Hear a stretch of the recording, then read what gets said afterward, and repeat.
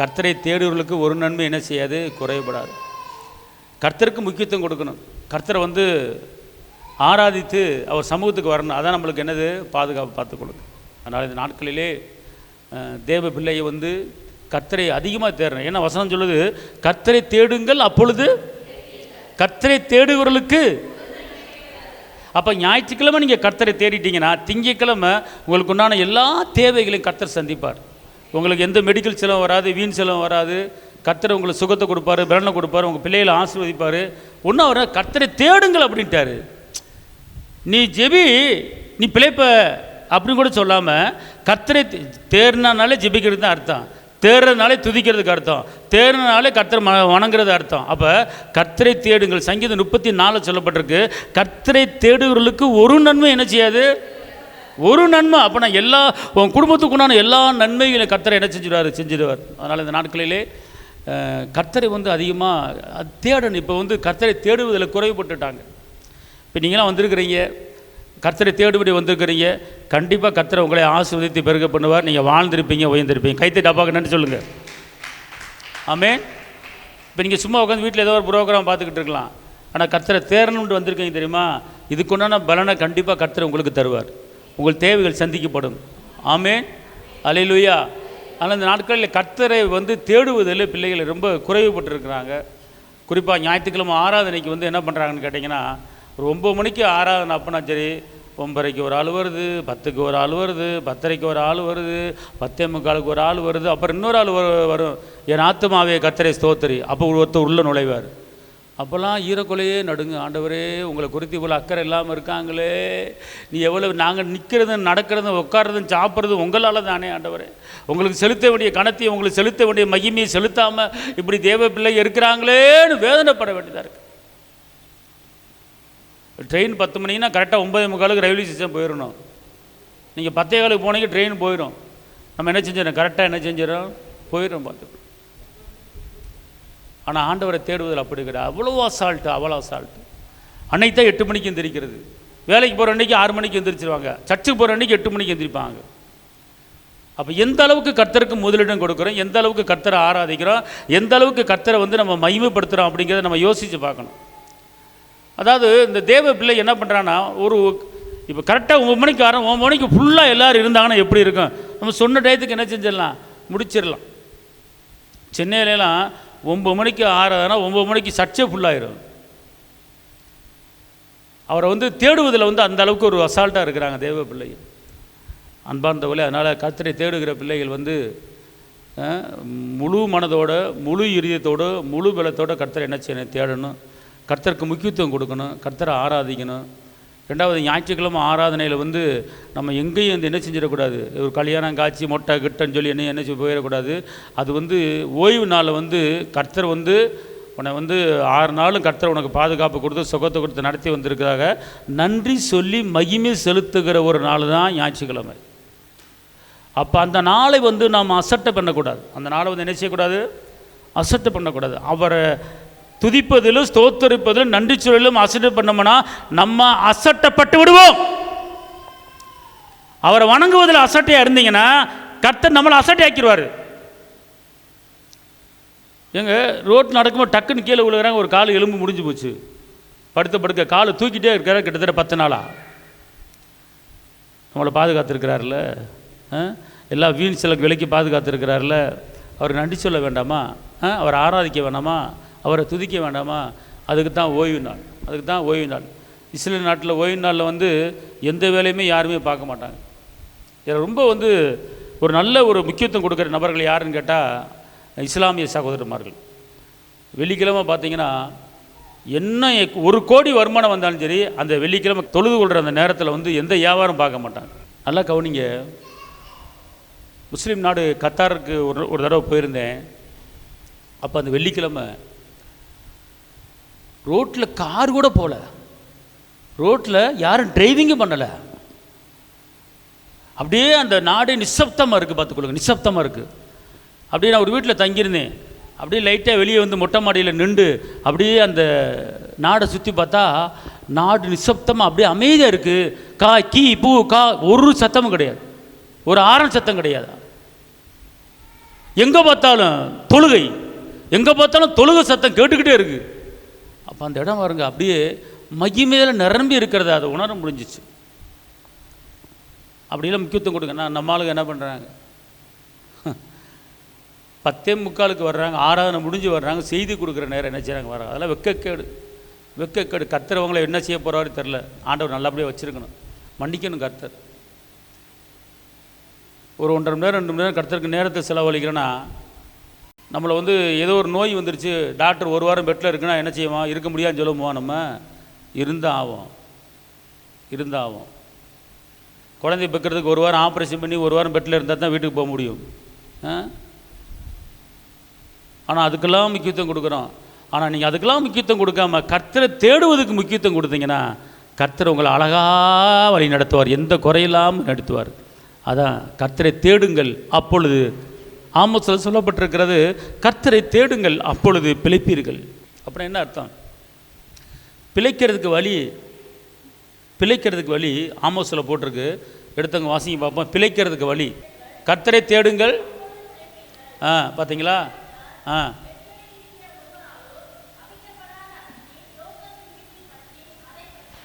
இங்கே வருங்க, என் பிள்ளைக்கு வேலை இல்லை, படிப்பு இல்லை, ஒன்றுமே புரியல அப்படின்னு சொல்லி நீங்கள் புலம்ப வேண்டாம். நீங்கள் மட்டும் கர்த்தரை தேடிக்கிட்டே இருங்க. தேடுறதுன்னு என்ன அப்படின்னு கேட்டிங்கன்னா, ஒரு 1/2 மணி நேரம் பைபிள் வாசிங்க, 1/2 மணி நேரம் பிரேசிங் வொர்ஷிப் பண்ணுங்க, 1/2 மணி நேரம் துதிங்க, 1/2 மணி நேரம் நன்றி பாட்டு பாடுங்க, 1/2 மணி நேரம் சோத்திர பாட்டு பாடுங்க, 1/2 மணி நேரம் ஆராதனை பாட்டு பாடுங்க, 1/2 மணி நேரம் பைபிளை படிங்க, கர்த்தரை மையப்படுத்துங்க. அப்படியே உங்கள் வீடு, நீங்கள் தங்கியிருக்கிற ரூம்பு அப்படியே பிரசன்னத்தில் நிரம்பிடும். ஆட்டோமேட்டிக்காக உங்கள் தேவைகள் சந்திக்கப்படும். பிழைக்கிறதுக்கு உண்டான வழிகளை கர்த்தர் உங்களுக்கு ஆயத்தம் பண்ணி கொடுப்பார். ஆமென். அதான் வேதம் சொல்லுகிறது, கர்த்தரை தேடுங்கள் அப்பொழுது பிழைப்பீர்கள். இதில் இன்னொரு வசனம் சங்கீதம் 34, கர்த்தரை தேடுவர்களுக்கு ஒரு நன்மை என்ன செய்யாதான், குறைபடாத. ஒரு நன்மையில் எத்தனை நன்மை இருக்குது. அன்பு, சமாதானம், இரக்கம், தயவு, பொருளாதாரம், சுகம், பலன், சமாதானம், எல்லாமே ஒரு குறை கூட உன் குடும்பத்துக்கு ஒரு குறை கூட இருக்காது அப்படிங்கிறார். கர்த்தரை தேடுவர்களுக்கு ஒரு நன்மை என்ன செய்யாது. அதுக்கு தான் கர்த்தரை தேடுங்கள், கர்த்தரை தேடுங்கள், கர்த்தரை ஆராதிங்கள் அப்படின்னு. அதனால் அன்பார்ந்தவர்களே, இப்போ கடந்த நாட்களில் என் கூட பிறந்த அன்னை ஒருத்தர் பெங்களூரில் இருக்கிறார். அவர் வந்து என்ன செஞ்சிட்டார், இறந்துட்டார். அவர் வயசு 70. அவர் ஆரம்பத்துலேருந்தே கத்தோலிக்க மார்க்கம் தான்.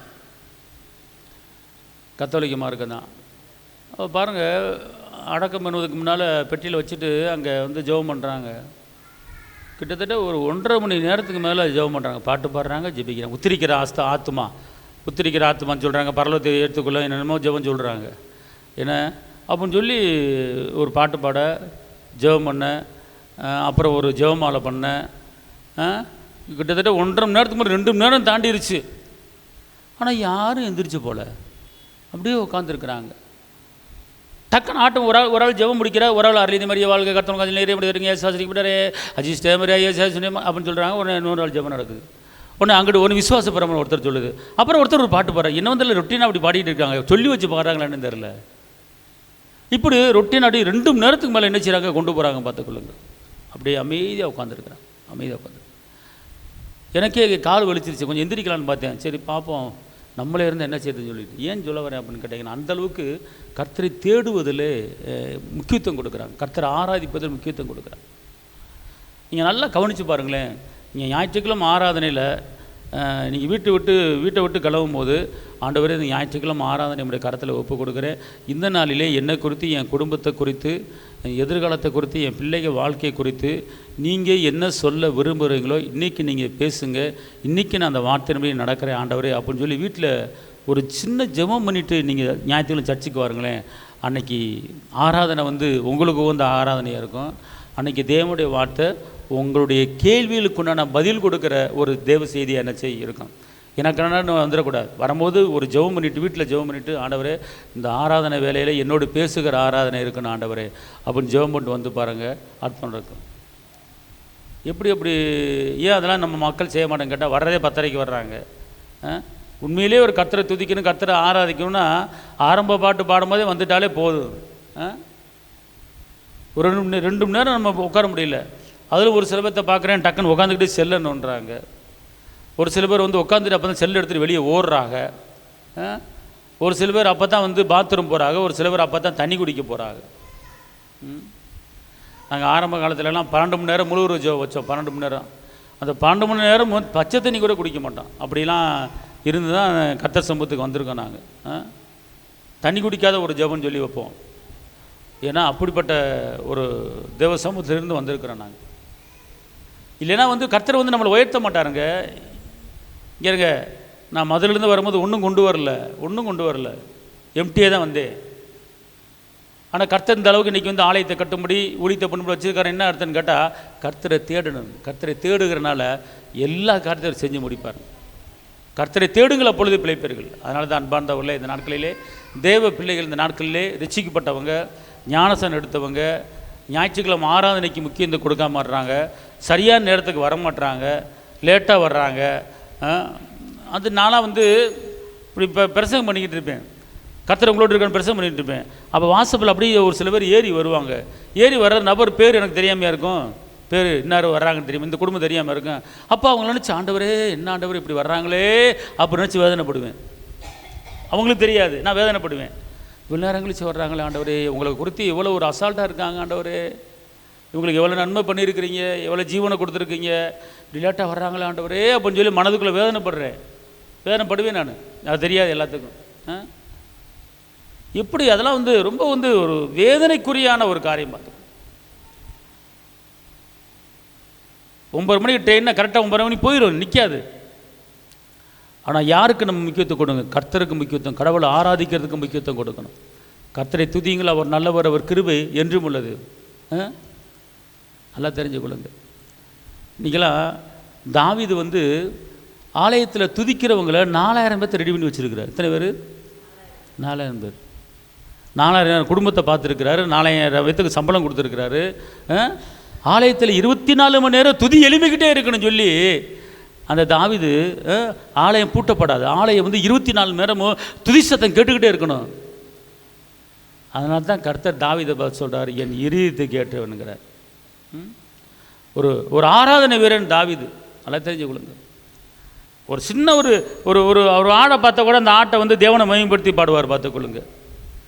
நடந்து போயிட்டே இருப்பார், ஆடு மேய்ச்சி போயிட்டே இருப்பார், ஆடு கத்திக்கிட்டு இருங்க, டக்குன்னு பார்ப்பார், ஒரு மரத்தை பார்ப்பார், ஏ மரமே, ஏ ஆடே, நீ கர்த்தரை மகிமைப்படுத்து, உன்னை வாழ வைக்கும் கர்த்தர் உன்னை நடத்துவாரே, கலங்காதே, பயப்படாதே, நீ கர்த்தரை துதி ஸ்தோத்திரத்தோடு மகிமைப்படுத்து, அவர் உன் இப்படி அதை பேச்சை கூட பாட்டார், ராகமாக நினைச்சுவார், பாடுவார். ஆடை பார்த்து பேசுவார், அப்படியே மரத்தை பார்த்து பேசுவார். அப்படியே அந்த மரம் அப்படியே துதிக்க வச்சுருவார் மரத்தையே. புரியுதா உங்களுக்கு? அந்த அளவுக்கு ஒரு மகிமை அந்த ஆராதனை அபிஷேகம் அவருக்குள்ளே இருக்கிறது. ஆனால் இன்றைக்கி நம்ம ஜனங்கள், நம்ம பிள்ளைய ஞாயிற்றுக்கிழமை ஆராதனை ஒரு 2 மணி நேரத்துக்கு உட்கார முடியாமல் வர்றது, லேட்டாக வர்றாங்க. அதில் ஒரு இது சொல்லுவாங்க, இவர் என்ன இவ்வளோ நேரம் கழித்து முடிக்கிறாரு, சீக்கிரம் முடிக்க மாட்டேங்கிறார். இவங்க சீக்கிரம் வந்த மாதிரியும் நான் சீக்கிரம் முடிக்காத மாதிரியும், 11 மணிக்கு வந்துவிட்டு என்ன 12 மணி ஆக்கிட்டார், சீக்கிரம் முடிக்க மாட்டேன், எப்போ பார்த்தாலும் இவர் இப்படி தான் லேட்டாக ஆக்குறாரு. அது வேறு. மக்கா நீ 9:30 மணிக்கு வா மக்கா, நீ வந்துவிட்டு சீக்கிரம் முடிக்கலாம் என்னன்னு கேளு. நான் சொல்கிறேன், எல்லோரும் வந்து கரெக்டாக 9:30க்குள்ளே வந்து எல்லாம் உட்காந்துட்டா நான் 11:30க்கு முடிச்சிருவேன், 11 மணிக்கு முடிச்சிருவேன். ஏன்னா இந்த சத்தியவசனம் உள்ளே போகணும்ல. 9 மணி 9:30 மணி 6:00 பார்த்தா 4 பேர் உட்காந்துருக்குறாங்க. அம்மா மாதிரி 4 பேர் 5 பேர் உட்காந்துருப்பாங்க. இங்கே ஐயா மாதிரி ஒரு ஆள் 2 ஆள் உட்காந்துருப்பார். அப்படியே வரிசையாக அப்படியே எண்ணிக்கிட்டே இருக்குது. 1 2 3 அப்படின்னு ஒரு ஆளாக எண்ணி அப்படியே வருவாங்க, டிங்கு டக்கு. ஆனால் வந்து வயிற்று வலி வந்து, குறுக்கு வலி, முட்டு வலி வந்து, ஆண்டவரே வயிற்று வலிக்குது ஆண்டவரே, நான் என்ன செய்ய ஆண்டவரே, என் பிள்ளைக்கு பீஸ் கட்டணும் ஆண்டவரே. குதி, ஏன் குதிக்கிற? குதி. நீ ஒழுங்காக கர்த்தரை தேடினா உன் தேவைகள் சந்திக்கப்படும். நீ குதிக்க வேண்டியதில், ஆட வேண்டியதில், வயிற்று வலி வராது உனக்கு. அந்த நேரம் மாட்டும் வந்து தங்கு தக்கா. எப்போதுமே கர்த்தருக்கு முக்கியத்துவம் கொடுத்தீங்கன்னா கண்டிப்பாக கர்த்தர் உங்களை என்ன செய்ய மாட்டார், கைவிடவே மாட்டார். அவர் தள்ளாத தேவன், நம்மளை ஒதுக்காத தேவன். யார் உன்னை கைவிட்டாலும் நம்மளை என்ன செய்ய மாட்டார், கைவிடவே மாட்டார்.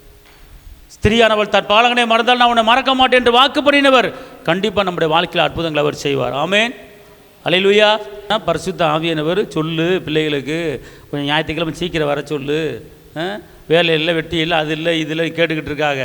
சீக்கிரம் என் சமூகத்துக்கு வர சொல்லப்பா, அற்புதத்தை பார்ப்பாங்க. வந்த உடனே ஓரணும் கற்றுக்கணும் முடியும். அண்ணாலம்மா வந்து 10 நிமிஷத்தில் போனாங்களே ஆலயத்துக்கு வந்துட்டு, அண்ணாலம்மா ஆலயத்துக்கு வந்து எத்தனை மணி நேரம் உட்காந்தாங்கன்னு தெரியல. தன்னையே மறந்துட்டாங்க, புருஷனை மறந்துட்டாங்க, எல்லாத்தையும் ஊரே புறப்பட்டு பார்த்த ஊரே மறந்துட்டாங்க. வந்து உட்காந்துட்டு அண்ணா சமூகத்தில் உட்காந்து அப்படியே மனதுக்குள்ளே வந்து இறையத்தை இறைச்சிறாங்க, ஊற்றுறாங்க. நடந்த காரியம் 10 மாதத்தில் குழந்தைய பெற்று எடுத்துட்டாங்க. கர்த்தர் சமூகத்துக்கு நேரத்தை ஒதுக்கணும். ஜெபம் என்பது ஒரு விசுவாசமான ஜெபம் பண்ணிட்டு அவர் சமூகத்தில் உட்கார நீங்கள் ஊற்றணும். அண்ணா நம்ம இதயத்தை நினைச்சுறாங்க, ஊற்றுறாங்க. இதயத்தை ஊற்றும் போது அந்த ஜெபத்துக்கு பதில் வருது. 10 மாதம் குழந்தைனால 10 மாதம் ஆச்சு, மற்ற காரியம் வந்து உடனே கொடுத்துருப்பார். மணிக்கணக்காக உட்காந்தாங்க, மணிக்கணக்காக கிட்டத்தட்ட 2 மணி நேரத்துக்கு மேலே என்ன செஞ்சுருக்கிறாங்க, உட்காந்துருக்குறாங்க. பேசுகிறாங்க, ஆண்டவர் நீ எனக்கு ஒரு குழந்தையை கொடுத்த என்றால் அவன் சவர்க்கத்தை படுறதுக்குள்ளே நான் வந்து உங்கள் ஆலயத்தில் விட்டுறேன். ஆண்டவரே நீங்கள் எனக்கு ஒரு குழந்தை மல்டிங்கிற பட்டை எனக்கு வரக்கூடாது ராஜா, மல்டி பட்டை எனக்கு இருக்கக்கூடாது, எனக்கு உதவிச்சிங்க. நீங்கள் எவ்வளோ பெரியவர், நீங்கள் எவ்வளோ நல்லவர், எவ்வளோ அற்புதர், எவ்வளோ அதிசயர், செங்கடலை பிளந்தவர், யோர்தானை கடக்க போனவர், நீங்கள் அற்புதம் செய்கிற தேவன், நீர் அதிசயமானவர் அல்லவா, எனக்கு ஒரு அதிசயம் செய்யுங்க, நீர் அற்புதமானவர் அல்லவா, எனக்கு ஒரு அற்புதம் செய்யுங்க அப்பா, உண்மை உயர்த்துக்கிறேன் அப்படின்னு சொல்லி அவங்க பாடு பேசிக்கிட்டே இருக்கிறாங்க, கற்றுக்கிட்டே இருக்கிறாங்க, அவங்க மனசுக்குள்ளே முனைங்கிட்டே இருக்கிறாங்க. சர்ச்சை பூட்டுறதுக்கு பாஸ்டர் வர்றார், ஏலி வர்றார். என்னம்மா இவ்வளோ தூரம் உட்காந்துக்கிட்டு இருக்க? அவங்க சொல்கிற ஒரு வார்த்தை, தண்ணின்னு அடிச்சு வந்துட்டியா அப்படிங்கிற. அந்த தண்ணி அடித்து வந்தால் நேரம் தெரியாது. அந்த அளவுக்கு கர்த்தரை என்ன செய்கிறாங்க, தேடுறாங்க. அதுக்கு அண்ணா நம்ம சொல்கிறாங்க, நான் மன கிளேசமுள்ள ஸ்திரீ, என் மனதில் வேதனைகளை சுமந்து கொண்டிருந்த ஸ்திரீ. அப்படி சொன்னோன்னா அவர் மூலமாக ஆண்டவர் பேசுகிறாரு, நீ சமாதானத்தோட போ, உன் விண்ணப்பம் கேட்கப்பட்டது. அந்த வார்த்தையை வாங்கிட்டு அப்படியே போகிறாங்க. எண்ணி அந்த நாள்லேருந்து 10 மாதத்தில் குழந்தைய பெற்றுட்டாங்க. அதுதான் மணிக்கணக்காக ஜெப சமூகத்தில் உட்கார ஜெபம். வந்துட்டு ஓரணும் வைக்கணும் அப்படிங்கிறது இல்லை. இப்போ எங்களுக்கெல்லாம் ஞாயிற்றுக்கெல்லாம் பூசைக்கு போய் ஆகணும்னு சொல்லி கண்டிஷன் போட்டுறாங்க.